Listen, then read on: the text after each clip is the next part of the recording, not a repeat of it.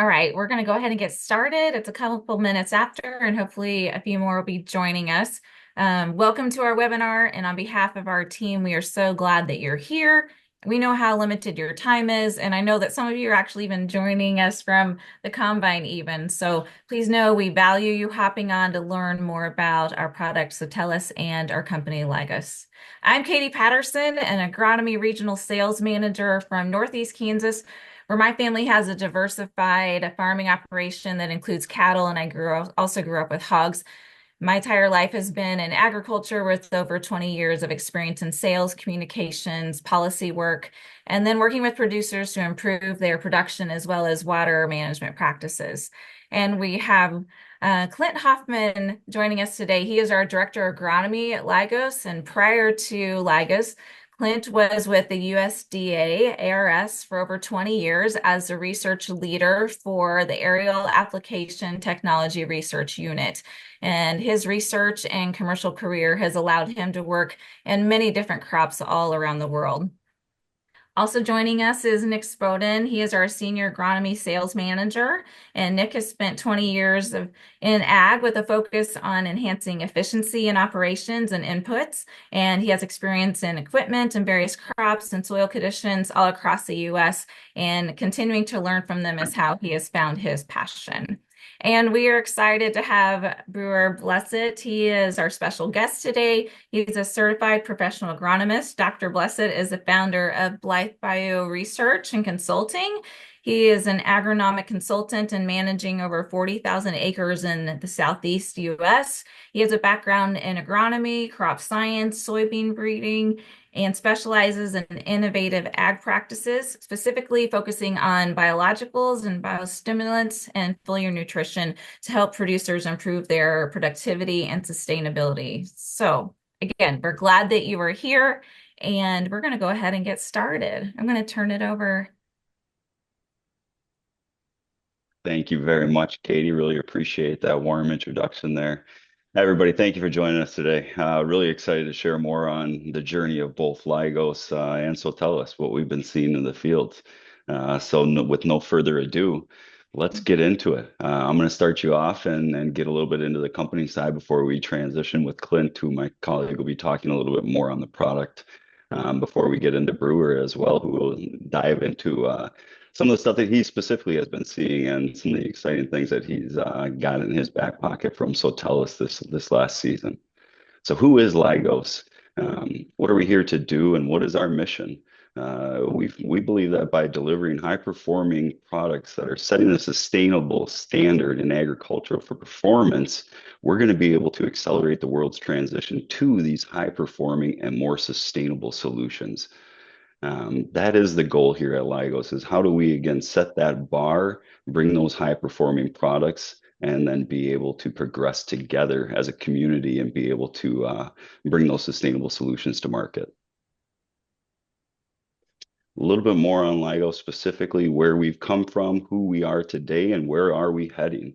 Lygos is a pioneering company. We started forefront being a specialty chemical manufacturer, specifically on the sustainable side again, driving that focus towards transition with a more cleaner, high-performing product. By leveraging sustainability, biology, and chemistry, we're able to create bio-inspired solutions that are going to be designed to replace carbon-intensive and toxic chemicals in various industries, specifically in agriculture, but also in home care, personal care, and water treatment. We're committed to sustainability without compromising that performance. Our focus on innovation and sustainability, while partnering and collaborating with leading partners, as you can see here, to be able to provide a cost-effective and more eco-friendly solution. Doing so at scale. You will notice Hayward, California, our headquarters. This is a staple for us. We've established a state-of-the-art sustainable solutions center. This will be focused on designing and helping us scale production as we accelerate towards our biorefinery in Fort Dodge, Iowa. Very exciting. How do we do this? We do this with the help of our partners. Thanks, Nick. I want to start out because a lot of people have the question, what is Soltellus? It is chemistry. That's what we're dealing with. We're a specialty chemical company. So in general, Soltellus is a trade name of a product that we have, and it's a multifunctional biodegradable polymer based on aspartic acid. And I'm showing aspartic acid here just so you can understand, see with the molecule. This is a non-essential amino acid, which means we produce it in our bodies. So we've taken that particular non-essential amino acid and created a polymer. This is just part of an individual polymer, but it is a complex structure built to do a specific task, which we'll talk about as we progress through there. So again, this molecule is built and engineered to perform. So how does Soltellus work? One of our modes of action is when we're soil applied, and we can also be foliar applied, and we'll cover that a little bit later. So when the Soltellus is introduced into the soil, it binds to the soil particles and nutrients, so it kind of creates this complex of nutrients around that molecule. It is negatively charged, the same as the soil particles, so it'll help pull those nutrients that might attach to the soil particle will find themselves attached to our Soltellus product. As we mentioned, the product is biodegradable. Throughout the season, it will start breaking into smaller and smaller pieces and releasing those nutrients that are chelated or bound to our product. And then, as we mentioned, toward the end of the season, you'll find no Soltellus in the soil because it does completely degrade. We say our degradation half-life. This means about half of our product is degraded in that 28 to 40 day period. So it just kind of gives you a feel for the reactivity or the action that's going on in the soil. The good thing about the molecule, and we are releasing literally trillions of molecules per acre. Each one of those aspartic acid molecules breaks down and releases 4 carbon and a nitrogen back to the plant to use. So a little bit different concept with Soltellus. The concept we describe is a hub of ion exchange. So you think of a hub as something that pulls things together and distributes, and that's what we kind of see the Soltellus molecule as. Now in this picture, it's overblown as how big it is. Like I said, we're releasing trillions of these, so you can think of each one of these hubs as occurring with each one of our polymer molecules. So when we look at the bioavailability of nutrients, so again, when we're co-applied with nutrients or nutrients that might already be present in the soil, our molecule chelates to those nutrients. When we have data to support this, there's an increase in this nitrogen, phosphorus, and potassium cycling. So basically, molecules moving around and staying more bioavailable to the plant. As I mentioned earlier, we are a negatively charged particle. Our CC is about 100. That's compared to most of your soils around 10 to 25. So again, same charge as your soil, but stronger. This is an exciting result that we'll speak to in a little bit, but how we put more nutrients into the plant tissues. And finally, Soltellus is very hygroscopic. So the molecule has an affinity for water. So as it's pulling that water, that moisture around the molecule, it's keeping that solution kind of around it. So since the nutrients are in that solution, they're more bioavailable to the plant. The other part, and what this leads to, is we get some salinity protection. And then also we have increased stress tolerance and more resilient plants. And again, we have data supporting those claims. When we look at our microbiome, this is one of the things that we really came on as a company to go, how does our product work? Let's look at that impact on the soil biome. What we're seeing is that we call it a jump start. So when we look at all the species in there and all the fungi that are in there, there's a natural kind of jump start or increase in activity with those that we don't see without the Soltellus in the soil. When we dig further down into our data and what the molecule's helping the plant do, we see this exopolysaccharide production. That's kind of, I term it as a kind of a communication molecule that the plant is sending out to microbiome or to the bacteria saying, I'm ready to exchange some nutrients. So again, more communication from the plant saying it's ready to grow more.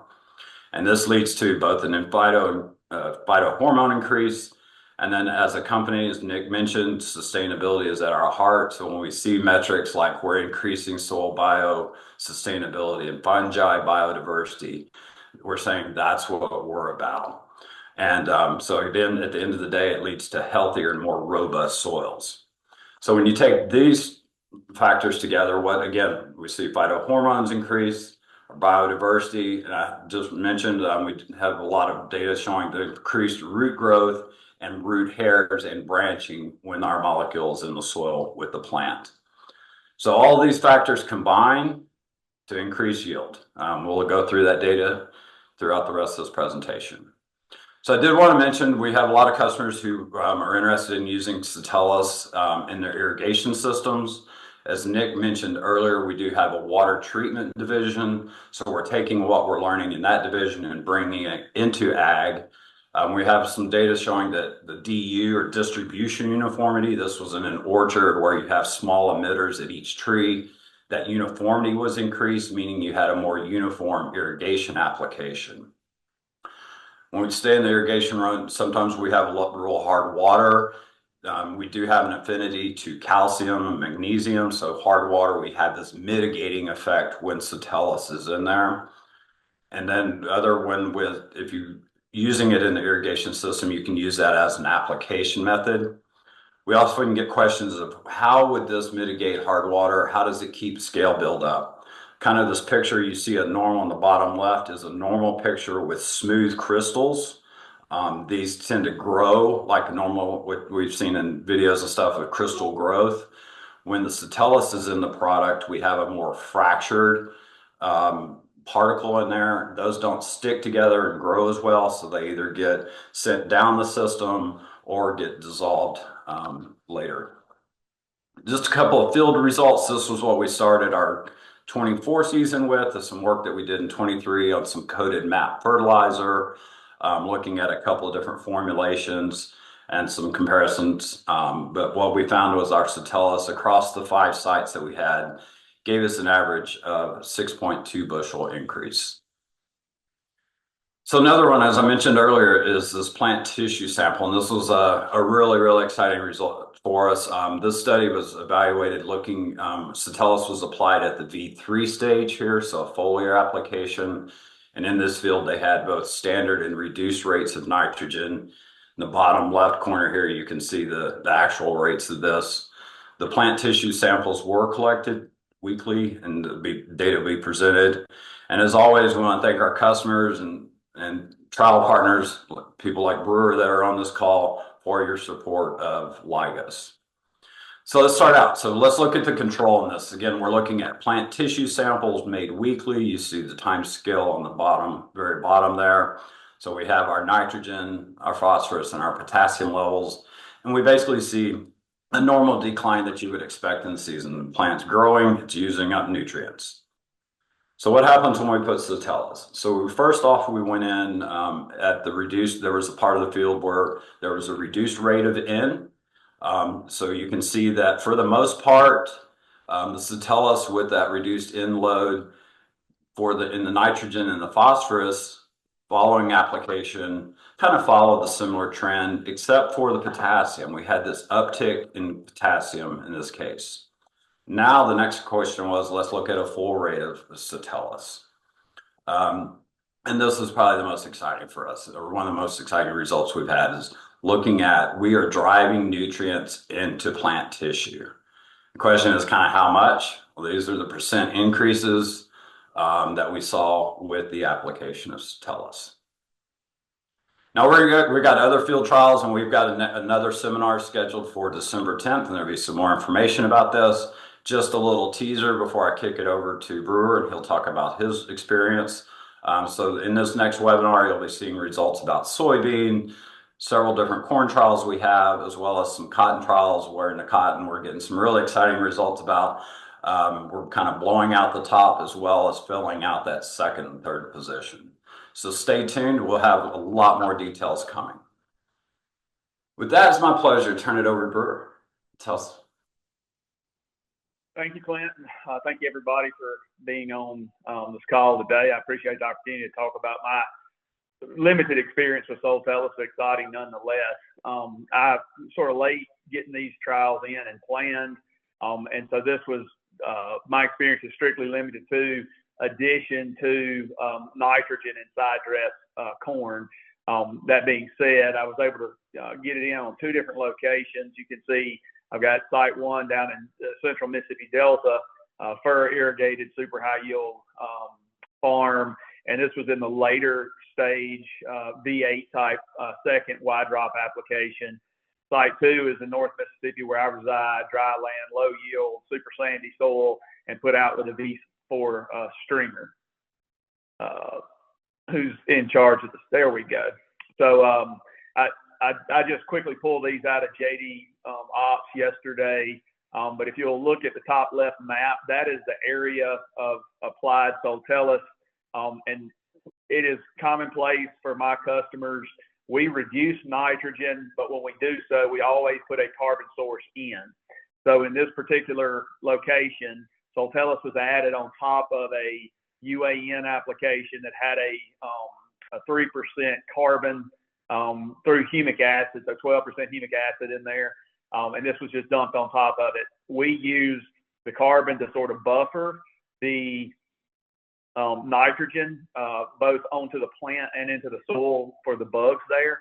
And so this was just added on top of it. The left-hand side of that field, there's a variety change. You look at the yield on the right, but the square there, the treated area from one application, nothing different, average 258 bushels, basically 19 acres. And then if you look below that, 250 for the 9-acre check adjacent to it. It was evident in the field.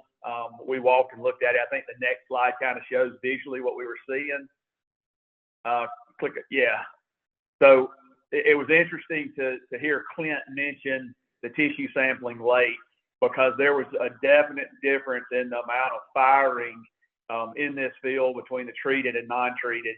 And ear size uniformity, usually when we improve nutrient uptake, that's one of the first things I see is the ear uniformity. But I will say this, we know high yield crops require a lot more nutrition late than we generally manage for. And it's hard to pull in any sort of application to do that. But my experience is the healthier the microbiome in the crops, the more efficient we are late season. So this was one of the reasons I was interested in this product, is a feed stuff for the microbes. Our humics, our fulvics, our sugars are short-term bursts, don't last long. The humic acid on the other end is a more sustained, really long-term food stuff or substrate, but lower energy increments. Amino acid kind of falls right behind that sugar. So this falls into that fit for late season feeding. And I very much so I believe that we saw that. Next slide, Clint. And again, this is my own personal corn crop. And I know it kind of looks like I chopped out where that was, but it was completely random where I added this. You can tell I got no rain from May 24th to July 13th. Really hurt a corn crop. But corn rows were planted southwest to northeast. I ran a streamer bar on V3 corn from southeast to northwest, so kind of across the rows. And I didn't realize it at first, but I mean, there's almost a direct line in the swag on the north side of this field. And you can see the Soltellus block was 137, and you can't really see it, but I took about 100 or about 200 feet all the way around that checkerboard to come up with a check, and it was 122. I'm not saying there's always going to be 15 bushels, but in this location, sandy soil where we have a problem with leaching, you can see some areas where I did lose nitrogen on the north end of that field. One single application and a really tight, I think I only had 150 pounds out there. And the same sort of thing, Clint, if you'll click the next slide, just from overall plant health on the left-hand side, you can see how stressed that corn was. It really burnt the bottom leaves off, a lot more so than that on the right-hand side.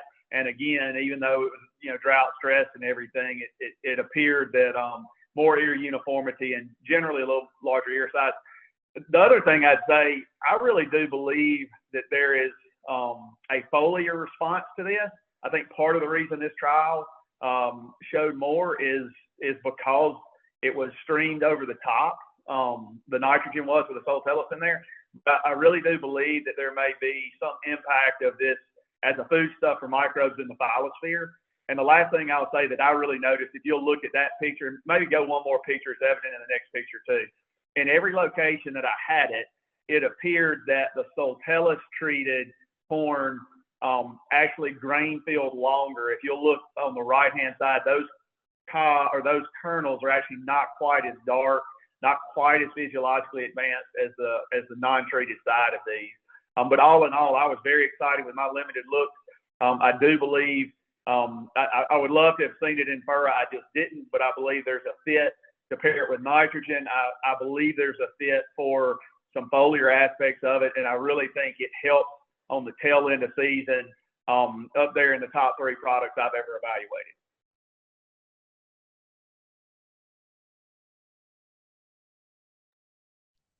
Really appreciate that insight, Brewer. I can't tell you how fun it was seeing some of that come in when you sent it over first.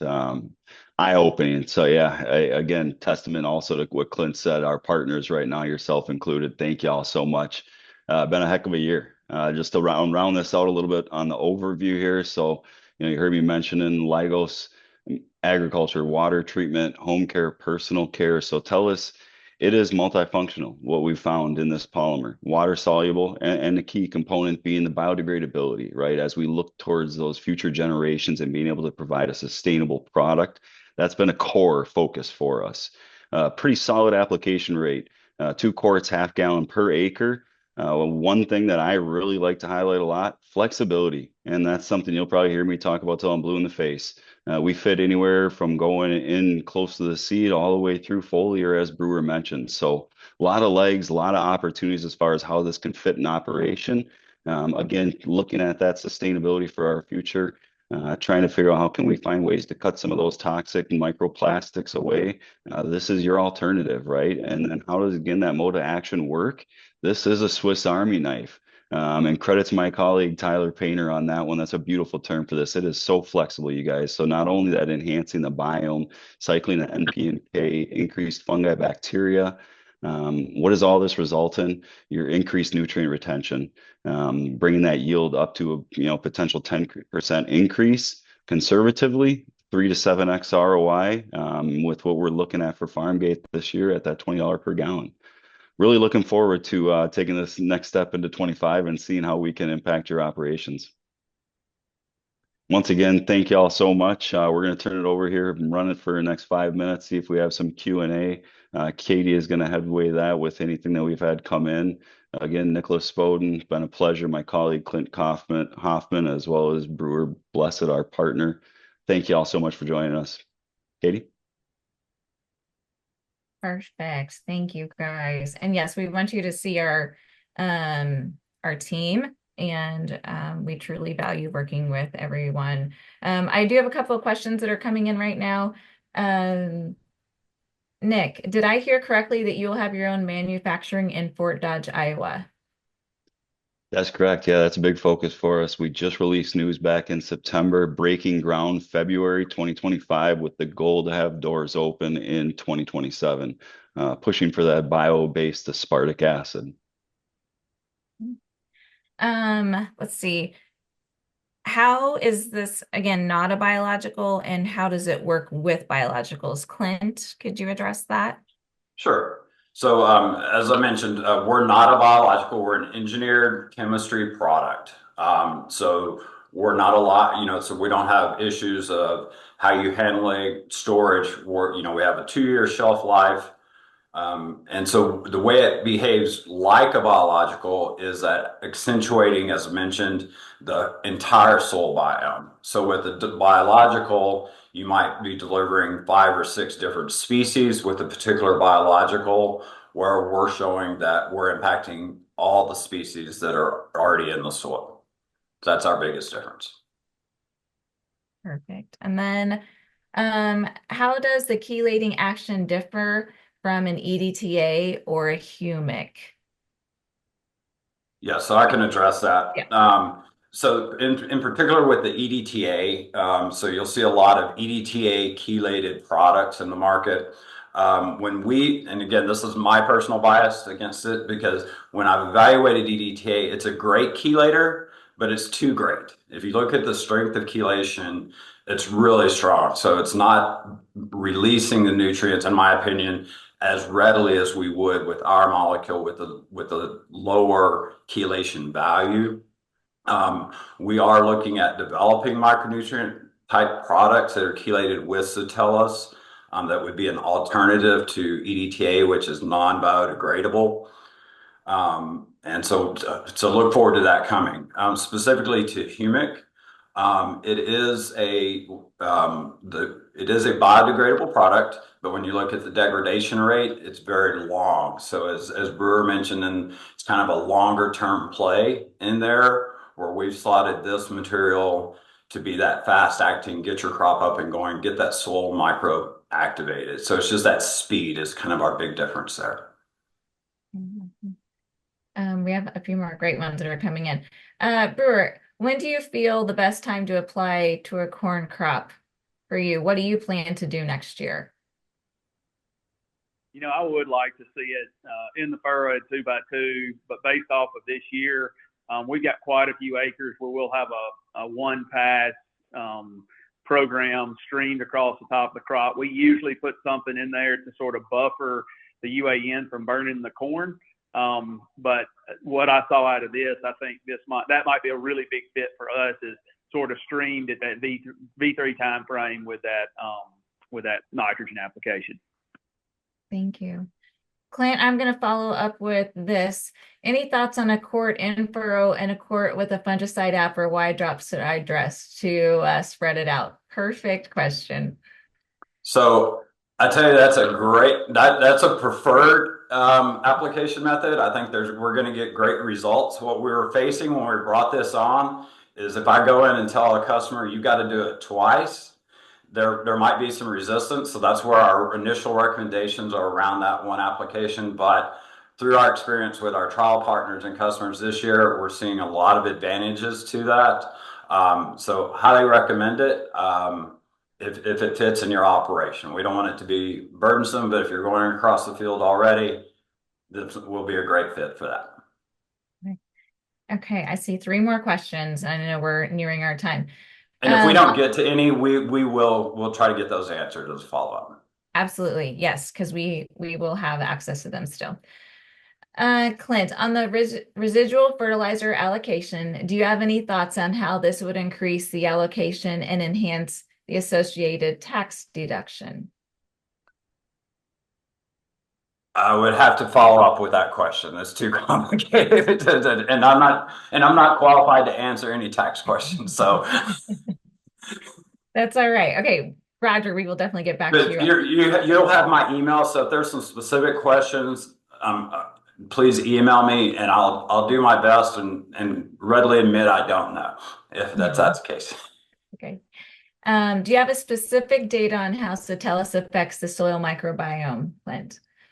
We have tons of data. If that's of interest, we'll have a one-pager coming out in the near future about that data, but we have tons and tons of data. So if somebody's really interested, I'm happy to set up another time or even another webinar. Again, if that's of interest, please let us know. Any future topics as well. We want to serve you and make these as useful as possible.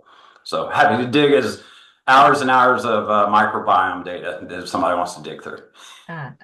Okay, so Roger did clarify. He said, I'm asking how this would increase the fertility of the soil above the baseline. We do have some soil samples that have been collected. We are still processing data on a lot of our soil samples, so I can't make a specific recommendation or answer that question specifically at this time. But we have data in hand, but not data on our computer. There you go. And last one. So just reiterating, this can go on with irrigation. So there is potential for foliar application, Clint? Correct. And we have a calculator available that you can punch in your flow rate, desired application rate, and it'll tell you if you're doing an injection, it'll tell you injection rates. We'll follow up with any of our irrigation type customers. Okay. I just want to go ahead and round it off. On behalf of our team, I want to personally thank each of you for joining us. And it's vital to us that our products work with nature, not against it. And I love that our motto is that our producers' needs are always first. So this is going to be available as a recording we mentioned. And then please do not forget to mark your calendars for a deeper dive into our harvest data. I actually know that a couple of our guys couldn't join because they were harvesting in the field with not very good service where Soltellus is right now. So anyways, December 10th is going to be our next webinar, and you do have access to all of us. Send us your questions, any other thoughts, and thanks again for joining, and have a great rest of your day.